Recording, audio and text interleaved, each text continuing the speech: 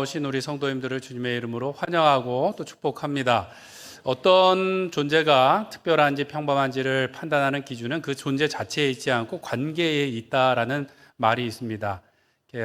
존재의 가치와 의미는 그 관계에 의해서 정해진다는 거예요. 우리도 이렇게 잘난 척하고 있는 것 같지만 우리가 특별한 이유는 하나님하고 관계되어 있기 때문인 줄 믿습니다.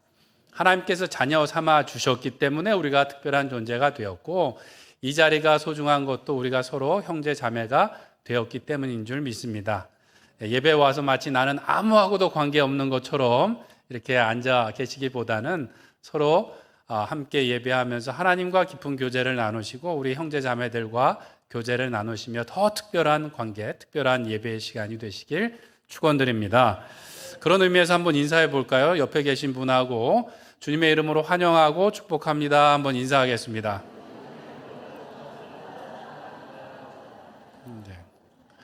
서로 얼굴을 다 아시는 날까지 제가 하여튼 계속 할 겁니다. 오늘은 우리가 꿈꾸는 교회 두 번째 시간입니다. 우리가 꿈꾼다고 하지만 하나님의 꿈이 우리의 비전이 되도록 우리가 살펴보고 있는데, 하나님께서 바라시는 교회는 어떤 교회인가? 기도하는 공동체라는 거예요. 왜 교회가 기도해야 되는가? 오늘 우리가 읽은 말씀해 보니까 예수님께서 그렇게 말씀하셨죠. 11장 17절, 마가복음 11장 17절 한번 우리가 같이 읽어보겠습니다. 시작. 이에 가르쳐 이르시되 기록된 바 내 집은 만민이 기도하는 집이라 칭함을 받으리라고 하지 아니하였느냐? 너희는 강도의 소굴로 만들었도다 하시매. 아멘. 예수님께서 내 집은 뭐예요? 성전은 만민이 기도하는 집이라고 성경에서 그렇게 기록되어 있지 않느냐라고 말씀하셨어요. 하나님의 집은 기도하는 집이어야 된다. 무엇보다도 기도하는 집이어야 된다라고 말씀해 주셨다라는 거예요. 이 말씀은 이사야 56장 7절의 말씀을 인용한 겁니다. 성경에 그렇게 기록되어 있지 않느냐라고 말씀하셨는데, 이사야 56장 7절 말씀에 보면 내가 곧 그들을 나의 성산으로 인도하여 기도하는 내 집에서 그들을 기쁘게 할 것이며 그들의 번제와 희생을 나의 제단에서 기꺼이 받게 되리니 이는 내 집은 만민이 어떤 집이라? 기도하는 집이라 일컬음이 될 것임이라 고 말씀하셨다라는 것이죠. 이사야가 이 말씀을 전할 때는 하나님의 구원이 이제 임할 것인데, 그때는 하나님의 성전에 만민이 모여서 함께 기도할 것입니다. 기뻐할 것입니다. 예배할 것입니다. 라는 이야기를 하는 것이죠. 지금은 이제 바벨론의 포로로 잡혀가겠지만 이제 다시 돌아올 때는 만민이 주님의 성전에서 같이 기도할 겁니다. 또 궁극적으로는 예수님께서 메시아가 오실 때는 만민이 다 하나님의 전에 모일 겁니다. 그곳에서 이전에는 원래 율법으로는 하나님 앞에 올 수 없었던 흠 있는 사람들, 이방인들도 다 하나님의 전으로 초대를 받을 것입니다. 그 전에서 기뻐할 것입니다. 그 전에서 드리는 제사를 하나님께서 기쁘게 받으실 겁니다. 라는 이야기를 했다라는 거예요.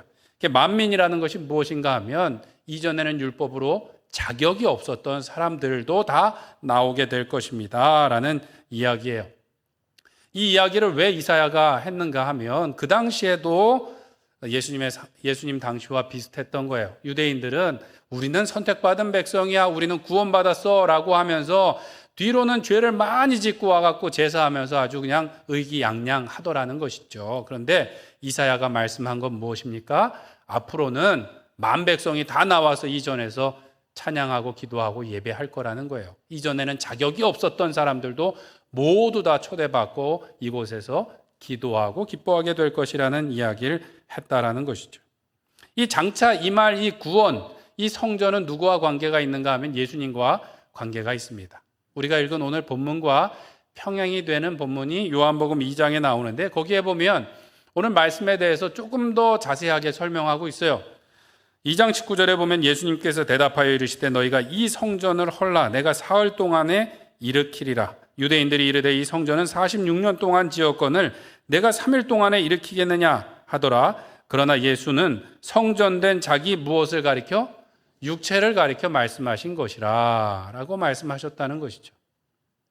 이 성전에서 성전을 정화하시는 일이 있으니까 무엇보다도 이 제사장들과 사두개인들이 화가 났습니다. 결국은 이 사건 때문에 결정적으로 예수님께서 십자가에 달리신 거예요.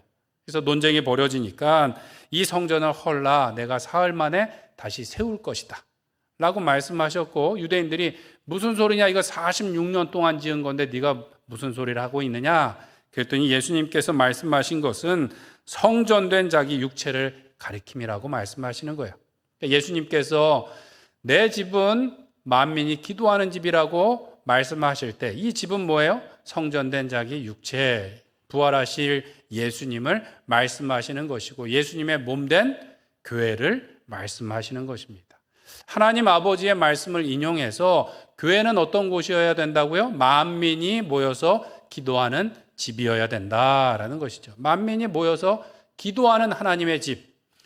어떤 사람도 다 나와서 기도하고 기뻐하며 하나님을 만날 수 있는 장소가 되어야 된다라는 것이죠.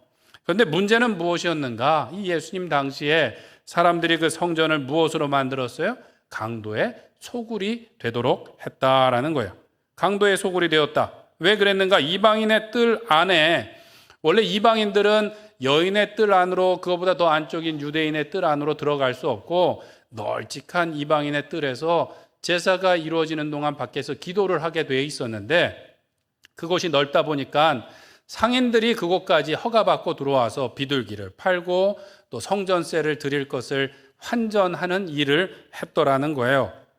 이 성전 안에 들어와서 이러한 장사를 하는 사람들은 바깥에서 장사하는 사람들보다 더 많은 이문을 남겼습니다.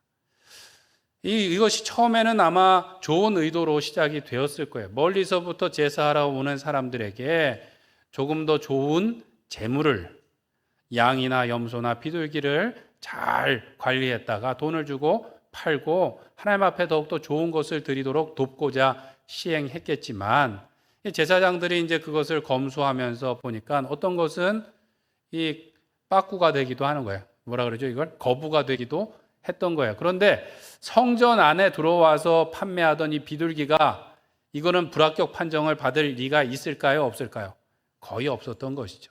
제사장들에 의해서 허가를 받고 이 성전 안뜰까지 와서 파는 비둘기는 KS 마크가 붙은 것처럼 이게 반품될 일이 전혀 없었던 것입니다. 그러니까 바깥에서 파는 비둘기보다 이 성전 뜰 안에서 파는 비둘기는 가격이 저렴했을까요? 비쌌을까요? 비쌌다라는 것이죠. 유대인들 문헌에 보면 거의 2배 정도 비쌌대요. 놀라질 않으시네요. 2배 정도 비쌌고, 이 성전세라는 것도 마찬가지였습니다. 성전세는 20세가 넘는 남자들은 이것을 반드시 반세겔을 그 성전에다 내야 됐는데, 이것의 원래 기원은 어디인가 하면 출애굽 당시에 양을 잡아서 속죄 피를 흘렸던 것처럼 성인 남성은 다 하나님의 것이라는 이 생명값으로 하나님 앞에 드리는 거였습니다.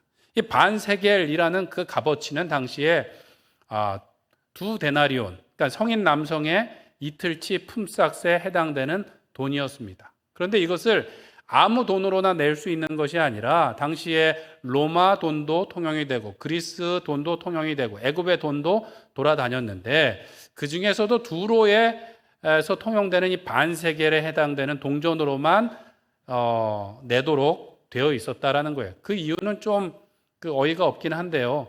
출애굽기 30장에 보면 반세겔에 해당되는 그 무게를 계산해 보니까 당시에 두로 지방에서 유통되는 이 반세겔 동전이랑 무게가 똑같더라는 거예요. 그래서 이 두로 지방에서 통용되는 그 동전으로만 내라라고 정했습니다. 그러다 보니까 세계 곳곳에서 모여들었던 사람들이 그 성전세를 내기 위해서는 동전을 바꿔야 되는 거예요. 돈을 바꿔야 됩니다. 환전을 해야 됐어요. 여러 곳에서 환전을 했겠지만 성전 안에서 환전하는 사람들이 수수료를 높게 붙였다라는 거예요. 얼만큼 높게 붙였는가? 성전세로 드려야 되는 것이 2데나리온에 해당되는 그 금액인데 이 환전 수수료가 1데나리온이었대요. 이번에는 좀 놀라시네요. 1.5배 정도 되는 그 금액을 더 드리게 되었다라는 것이죠. 문제는 보면 원래 처음의 의도는 제사를 드리러 오는 사람들에게도 그 뭔가 혜택을 주고 조금 더 정확하게 좋은 제물을 드리고자 아마 시작했을 텐데 시간이 지나면서 어떻게 됐어요? 주객이 전도가 되었다라는 것이죠. 하나님이 아니라 내가 주인이 되고 하나님의 기쁨이 아니라 내 이익이 우선이 되었다라는 거예요. 만물의 주인이신 하나님께 겸손히 기도해야 되는 이 성전 뜰에서 어떻게 된 거예요? 만몬신, 물질의 신을 구하는 장사의 소리가 더 크게 울려 퍼졌다라는 것이죠. 오늘날 교회도 보면 이렇게 처음에는 좋은 의도로 시작했다가 주객이 전도되는 경우가 있습니다. 누구나 다 하나님을 잘 섬기고자 하는데 우리는 원래는 교회에서는 내 불평과 수고를 통해서 하나님을 섬기고 이웃을 섬겨야만 됩니다. 그런데 조금 더 잘하고 잘하려고 하다 보니까 어느샌가는 내 편리함이 우선이 되는 경우가 있고 그것을 요구하게 되는 때가 있더라는 것이죠. 주차 광고가 계속 나오는데도 주차 요원들의 안내를 잘 따르지 않는 분들이 있어요. 나 봉사 많이 하는데 내가 좋은데 돼야 되지 않습니까? 나 일찍 나가야 되는데 여기다 됩니다라고 이제 고집을 피우시는 경우도 있더라는 것이죠. 우리의 불편함을 통하여서 우리의 이웃을 섬기고 하나님을 섬겨야 되는데 어떻게 하면 편할까를 우리가 이야기하는 자리에 설 때가 있다라는 것이죠. 또 교회는 하나님의 기쁨을 위해서 예배하고 헌신해야 되는데 때로는 내 기쁨과 만족을 먼저 생각할 때가 있어요. 오늘 예배가 은혜가 되는지 안 되는지가 내 기준이 된다라는 것이죠. 예배는 어떻습니까? 내 마음의 상태, 내 감정과 상관없이 하나님 앞에 우리의 모든 것을 다 드리는 예배가 되어야 된다는 것이죠. 또 교회는 하나님께 헌신하고 헌금을 드리는 곳인데 언제부터인지 교회가 왜 이것도 저것도 안 해주냐라고 불평할 때가 있더라는 거예요. 내가 교회에다 헌금도 했는데 왜 교회에서 이런 것도 돌봐주지 않습니까? 라고 말하시는 분들도 제가 봤습니다. 교회는 라이온스 클럽이나 이 로타리 클럽이 아니에요. 우리가 드리는 헌금은 회비가 아니에요. 회비로 내서 좋은 곳에도 많이 쓰고 우리를 위해서 쓰는 것이 헌금이 아닙니다. 헌금은 하나님께 드리는 거예요.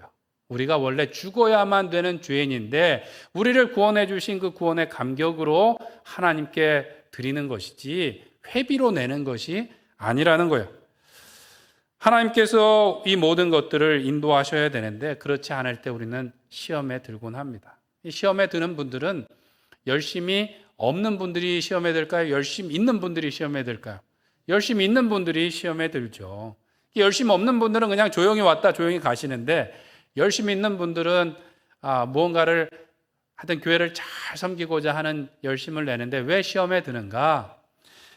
본인이 생각할 때는 이것이 최선의 방법이라고 생각하는데 교회에서 그것을 따라주지 않을 때, 다른 사람들이 내 말을 들어주지 않을 때 시험에 들게 되는 거야. 또 내가 교회를 위해서 수고하고 헌신했는데 사람들이 알아주지 않을 때, 인정해주지 않을 때 시험에 들게 되는 것이죠. 그래서 그 서운함에 대한 보상과 인정을 직접 찾으려고 할 때는 그 개인뿐만 아니라 교회도 시험에 드는 사건이 발생할 수 있는 겁니다. 좀 돌려서 말씀드렸지만 내 생각대로 하려고 하면 교회가 될까요? 안 될까요? 안 돼요. 아무리 옳다고 해도 교회는 하나님의 시간과 방법대로 질서를 따라서 되어지는 것입니다. 내 생각이나 내 방법이나 아무리 맞는 것이라고 해도 그대로 되는 것이 아니라 하나님의 뜻대로 이루어지도록 우리가 기도 먼저 해야 된다라는 것이죠. 조지 맥도날드라는 분이 그런 얘기를 했어요. 어떤 일이든 하나님 없이 움직이면 우리는 비참한 실패를 맞거나 더욱 처참한 성공을 맞는다라고 했어요. 기도하지 않고 아무리 일을 잘해도 그것은 성공이 아니라 뭐예요? 비참한, 처참한 상황을 맞이하게 된다라는 것이죠. 예수님께서는 그래서 시험에 들지 않도록 깨어서 기도하라라는 말씀을 제자들에게 하셨습니다. 내 힘과 내 돈을 구하는 것이 아니라 하나님의 은혜를 구하고 내 생각과 방법이 이루어지는 것이 아니라 하나님의 뜻이 이루어지도록 우리는 먼저 기도함으로 주의 일을 감당해야 될 줄로 믿습니다. 교회의 주인은 누구십니까? 하나님 아버지이시고 교회의 머리는 누구십니까? 예수님이시기 때문에 머리 되신 예수님께 순종하며 주인 되신 하나님께 우리가 은혜를 구하며 사랑을 구하며 능력을 구하며 주의 일을 감당해야 될 줄로 믿습니다. 때문에 하나님의 교회는 무엇을 하는 곳인가? 오늘 본문에 말씀한 것처럼 첫 번째로 무엇보다도 만민이 기도하는 집이어야 하겠습니다. 이 말은 교회가 모든 성도님들이 겸손함으로 함께 모여서 기도하고 하나님을 경험하는 곳이어야 된다라는 것이죠. 성경에서 만민이라고 말씀하신 것은 많은 백성을 의미하는 게 아니에요. 아까 말씀드린 것처럼 원래 율법으로는 자격 없었던 사람들, 흠이 있었던 사람들, 이방인들까지도 다 나와서 그곳에서 하나님을 기뻐하며 기도하는 장소가 될 것이라고 이야기한 것이죠. 오늘 이사야 선지자 때처럼, 예수님 때처럼 죄를 많이 짓고도 주인 행세를 하면서 교만하게 행하는 이들이 아니라 구원의 감격으로 하나님 앞에 나와서 은혜를 구하는 이들이 모이는 곳이 교회다라는 것이죠. 예수님이 승천하시고 나서 교회가 어떻게 모이기 시작했습니까? 예수님의 약속을 붙들고 마가의 다락방에서 120명이 오로지 무엇에 힘썼어요? 기도에 힘썼다라고 성경은 말씀하고 있습니다. 사도행전 1장 14절에 보니까 여자들과 예수의 어머니 마리아와 예수의 아우들과 더불어 마음을 같이하여 오로지 무엇에? 기도에 힘쓰니라. 성도들이 모여서 기도하며 성령을 기다릴 때 오순절 성령 강림이 임하였고 교회가 시작되었습니다. 그날에 베드로가 나가서 설교하니까 3,000명이 예수님을 믿고 제자가 되었어요. 그런데 그때 이 뒤에 보니까 이런 또 말씀이 붙습니다. 사도행전 2장 42절에 그들이 사도의 가르침을 받아 서로 교제하고 떡을 떼며 오로지 기도하기를 힘쓰니라. 교회가 시작될 때도 기도함으로 시작되었고 교회가 부흥될 때도 기도함으로 부흥하고 성장했다라는 거예요. 특별히 성경에 보니까 오로지라는 표현을 쓰고 있어요. 오직 기도함으로 교회가 시작되었고 교회가 부흥했다라는 것이죠. 우리의 말과 행동이 아니라 하나님께서 주님의 교회를 이루어 가시고 주의 영광을 나타내시는 줄 믿습니다. 한국 교회가 이렇게 부흥할 수 있었고 우리나라가 발전할 수 있었던 그 원인이 무엇인가를 찾을 때 많은 사람들이 한국 교회의 기도 때문이다, 기도 덕분이다라는 이야기를 합니다. 세계 어느 나라에도 없는 새벽 기도를 계속해서 해오고 있고 통성 기도, 금식 기도, 또 합심 기도, 뭐 여러 가지 기도들을 우리 교회들이 해왔습니다. 특별히 새벽 기도 같은 경우는 세계 어느 교회도 없어요. 제가 미국에서 공부할 때 미국 교수님들이 가끔 이제 어떤 특별한 일이 있을 때 학생들하고 같이 기도하자고 이렇게 요청하실 때가 있어요. 수업 시간에 그렇게 기도하자고 하면서 오늘은 코리안 스타일로 이렇게 기도하자고 말씀하실 때가 있어요. 코리안 스타일로 기도하는 게 뭘까요? 통성 기도하는 것을 의미해요. 미국 사람들도 물론 소리 내서도 기도하는데 한국 사람들처럼 이렇게 통성 기도로 하자는 거예요. 그리고 가끔은 주여 삼창을 하는 경우도 있습니다. 한국 학생들이 교수님을 오히려 가르친 것 같아요. 우리 원래 이렇게 기도한다고. 재밌지 않습니까? 신학을 배우러 이 아시아의 작은 나라 학생들이 갔는데 신학은 배우는데 뭘 또 가르치고 있어요? 기도를 교수님한테 가르쳤다는 거예요. 어쨌든 그분들 마음속에서도 한국 성도들이, 학생들이 그렇게 뜨겁게 기도하는 것을 보고 배우려 했다라는 것이죠. 한국 교회가 부흥할 수 있었던 것은 그 기도의 능력 때문인 줄 믿습니다. 우리가 오늘 여기 잘해갖고 이렇게 와 있는 것 같지만 사실은 다 우리 부모님 세대, 우리의 믿음의 선배들의 기도의 능력으로, 기도의 은혜로 우리가 이 자리에 와 있는 줄 믿습니다. 우리의 자녀들이 잘 되기 위해서는 우리가 어떻게 해야 돼요? 기도해야 되는 것이죠. 이렇게 기도 얘기가 나오니까 대답이 조용하신 것 같아요. 전에도 말씀드렸는데 우리가 기도를 잘 못하는 뜻밖의 이유가 있다는 거예요. 그 세속 성자라는 책을 썼던 양희송이라는 분이 책에 그런 이야기가 나옵니다. 2002년도에 월드컵을 위해서 우리나라가 대표팀 감독을 데려왔는데 히딩크 감독을 데려왔어요. 그 히딩크 감독은 그 전 월드컵에서 우리나라 대표팀을 5대0으로 박살낸 감독이었어요. 네덜란드 팀을 이끌고 그렇게 큰 수치를 안겼던 감독을 굳이 데려왔던 이유는 뭐예요? 그 선진 기술을 우리도 배우고 싶다라는 거예요.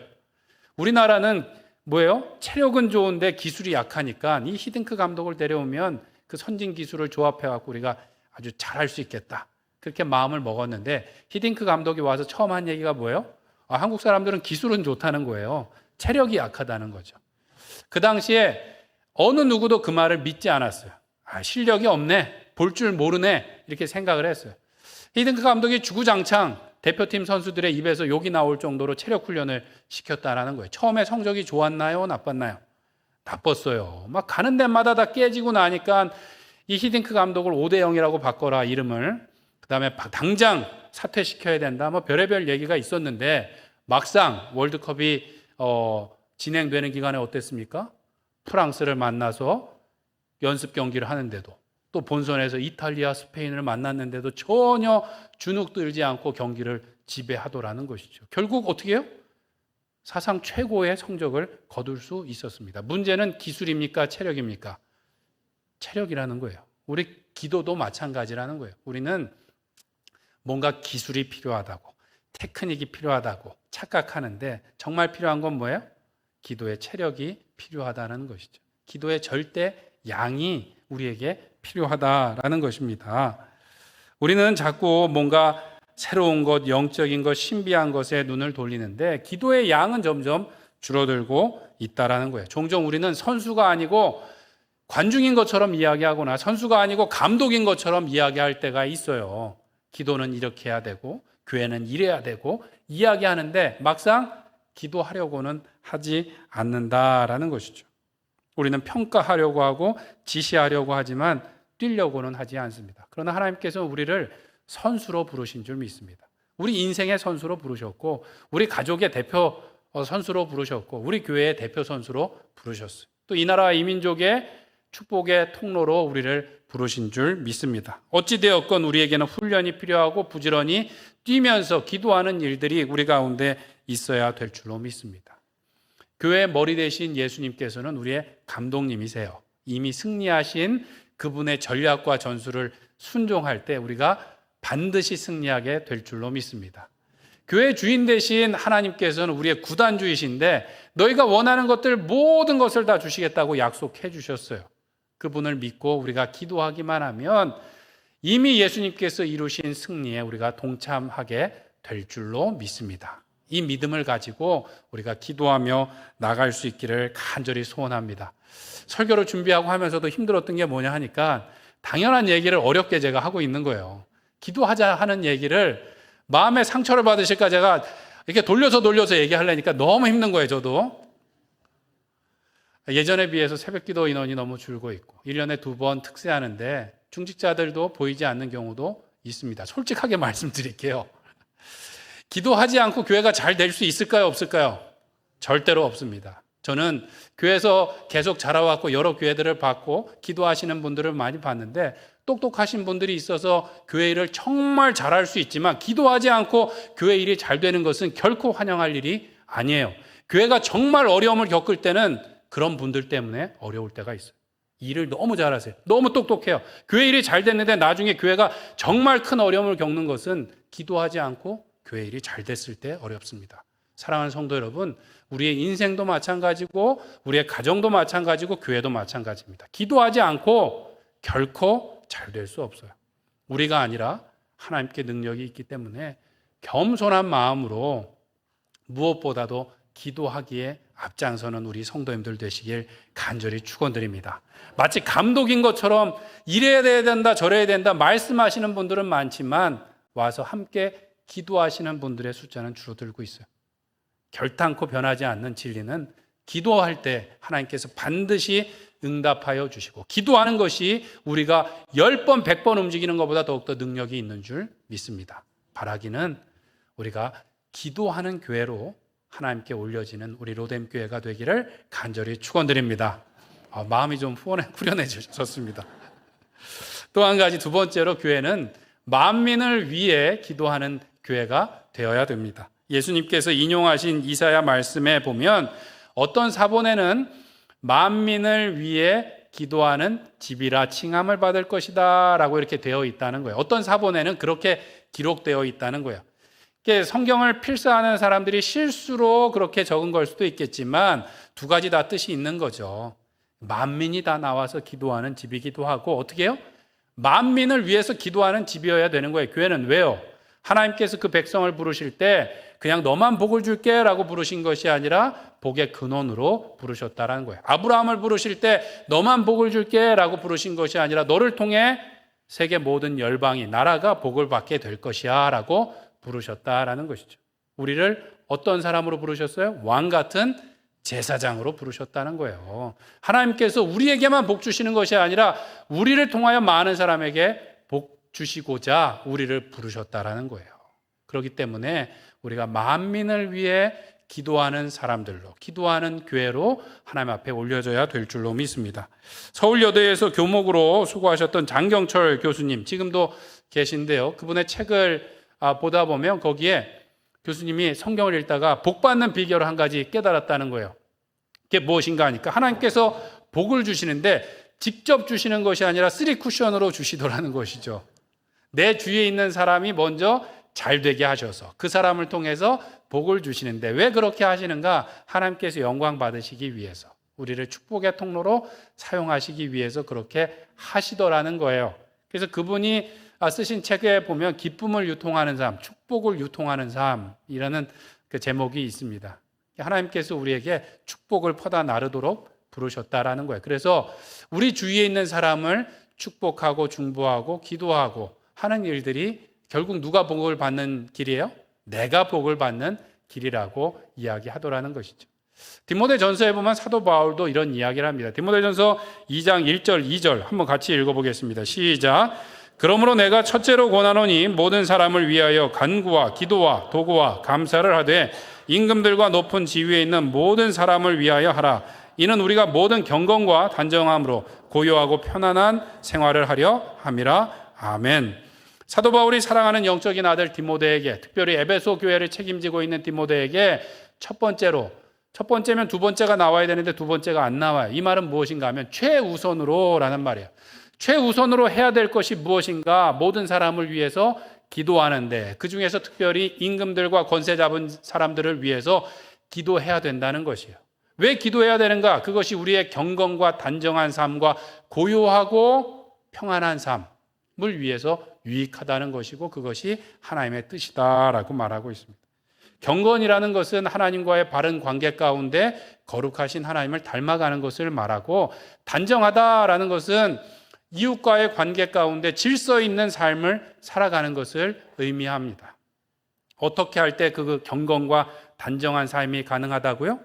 사람들을 위해서 중보할 때, 특별히 임금들과 지도자들을 위해서 기도하는 것이 우리가 경건을 유지하고 단정한 삶을 살고 편안한 삶을 사는 비결이라고 이야기하고 있는 것입니다. 우리는 우리를 위해서, 또 하나님의 영광을 위해서, 특별히 만민을 위해서, 권세 잡은 사람들을 위해서 기도하는 일들 가운데 앞장서야 될 줄로 믿습니다. 이게 쉬운 것 같지만, 교회 안에만 있으면 될 것 같지만 거룩이라는 것, 단정함이라는 것이 그렇게 되지 않더라는 것이죠. 교회에서 실컷 은혜 받고 나가다가 어떻게 해요? 차끼리 접촉사고 나면 이제 입에서 험한 말이 나올 수도 있는 거죠. 단정한 삶을 살기 위해서, 거룩한 삶을 살기 위해서 우리는 축복하고 기도하는 삶을 살아야 된다라는 거예요. 교회가 세상 사람들에게 손가락질 받는 경우가 있습니다. 때로는 진짜로 주차나 소음 때문에 피해를 끼치는 경우도 있지만, 모든 교회들이 사실 이웃들과 많은 어려운 사람들을 섬김에도 불구하고 욕을 먹고 억울한 경우를 당하는 경우도 있어요. 왜 그런지 사실은 우리가 다 알 수 없지만 교회가 사람들에게 좋은 영향을 끼쳐야 되는데 그렇지 못할 때가 있어요. 왜 그런가? 사실 교회가 그렇게 축복하고 좋은 말을 하지 못하고 같이 대거리하고 싸울 때가 있고 같이 비판하고 비난하고 욕할 때가 있더라는 것이죠. 전에 제가 사역하던 교회는 참 희한하게도 택시기사분들이 욕하지 않는 교회였어요. 그 이유 중에 한 가지는 몇 년 전, 아주 오래 전에 주차 문제가 생기니까 한 달에 한 번씩은 자가용을 놔두고 택시 타고 오세요. 택시 타고 오셔서 거스름돈은 받지 마시라고 이제 성도님들에게 이야기한 거예요. 그러니까 택시 운전기사분들에게 거스름돈은 됐습니다. 그리고 이제 그 교회에서 내리니까 기사분들이 뭐예요? 이 교회 교인들은 참 마음이 좋구나 라는 생각을 가졌는데 10년이 지나도록 그 교회는 괜찮다라고 얘기를 하시는 거예요. 단순히 거스름돈을 받지 않았기 때문에 그 교회가 좋은 평가를 받았던 것이 아니라 한 바퀴 기도를 하고 리더십부터 이제 기도하는 방법이 무엇인가 하면 기도를 시작할 때 나라와 민족과 대통령과 시장과 국회의원과 관공서의 이름을 부르면서 같이 먼저 축복하는 거죠. 대단한 기도를 하는 것이 아니라 그냥 하나님 우리나라 대통령과 국회의원과 또 이 서울시장과 시의회와 또 소방서와 경찰서와 이런 사람들을 복 주세요라고 이렇게 기도하고 축복했어요. 그랬더니 같이 욕하지 않고 축복하니까 사람들에게 칭찬을 듣고 경건한 삶과 단정한 삶을 사는데 도움이 되더라는 것이죠. 이게 뭐 아무것도 아닌 것 같지만 사실 우리가 살아가면서 흔히 대통령과 나라와 국회 하다못해 우리 주위에 있는 그 사람들을 비판하고 비난하고 그 욕할 때가 있다라는 것이죠. 잘못하고 있다고 우리가 비판하기는 잘하지만 축복하지는 못할 때가 있어요. 그러나 우리가 비난하고 평가하고 비판하고 비난하기보다는 축복하며 하나님의 뜻이 이루어지기를 기도하는 사람들이 되어야 될 줄로 믿습니다. 로마서 12장 14절에 보면 너희를 박해하는 자를 어떻게 하라고요? 축복하라. 축복하고 저주하지 말라라고 말씀하셨습니다. 사랑하는 성도 여러분, 하나님께서 우리를 왕 같은 제사장으로 부르신 줄 믿습니다. 왕 같은 제사장들과 같이 하나님의 말씀을 우리의 입술에 충만하게 하여 우리 주위에 있는 사람들, 특별히 지도자들과 나라와 민족을 위해서 축복하며 기도함으로 이 땅을 사는 동안에 경건하고 단정한 삶을 살며 평안을 누리며 복을 끼치는 주님의 귀한 자녀들 되시길 간절히 축원드립니다. 말씀을 맺겠습니다.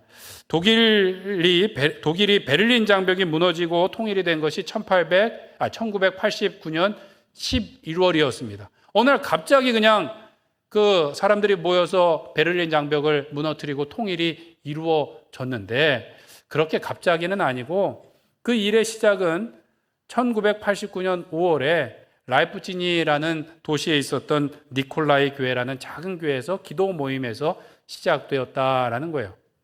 산상수훈의 설교 시리즈가 끝나고 이 목회자와 성도님들이 같이 나라와 민족을 위해서 기도하자라는 마음이 모여져서 촛불 집회가 아니라 촛불 기도회를 시작했다라는 거예요.